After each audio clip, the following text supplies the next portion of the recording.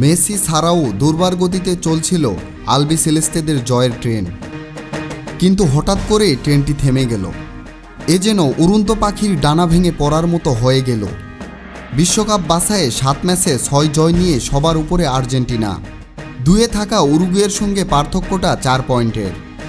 যা একটু ভয় ছিল চিলিকে নিয়ে, সেটাও কেটে গেছে 1 ম্যাচ আগেই। হারতে অভ্যস্ত নয় স্ক্যালোনি বাহিনীরা। সর্বশেষ তারা হেরেছিল গত বছরের নভেম্বরে উরুগুয়ের বিপক্ষে। এরপর অপরাজিত ছিল টানা 12 ম্যাচে। এ সময়ে বিশ্ব চ্যাম্পিয়নরা ধরে রেখেছে কোপা আমেরিকার শিরোপাও।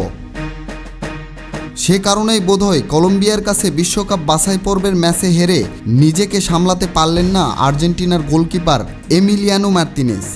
ম্যাচ শেষে টেলিভিশনের ক্যামেরায় ধাক্কা দিয়েই ঝাল মিটিয়েছেন আর্জেন্টিনার বাজ পাখি।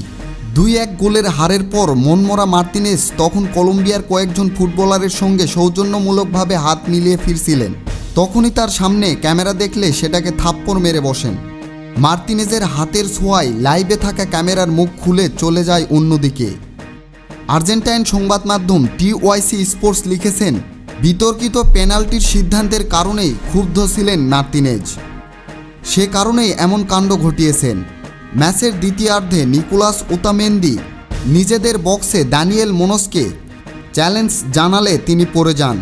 কয়েক মিনিট সময় নেওয়ার পর ভিএআর মনিটর দেখার পর পেনাল্টির বাঁশি বাজান চিলিয়ান রেফারি পিয়েরো মাজা। এই পেনাল্টি পাওয়া নিয়ে দুই দলের খেলোয়াড়ের মধ্যে তর্কাতর্কিও হয়েছে। গত বছরের নভেম্বরে বিশ্বকাপ বাছাই পর্বের ম্যাচে মারাকানায় ব্রাজিল পুলিশের আক্রমণের শিকার হয়েছিল আর্জেন্টাইন সমর্থকেরা। সেই ম্যাচেও বিতর্কিত কর্মকাণ্ড করেছিলেন এই ফুটবলার। উত্তেজিত মার্টিনেজ তখন কয়েকজন নিরাপত্তা কর্মীকেও থাপ্পড় মেরেছিলেন।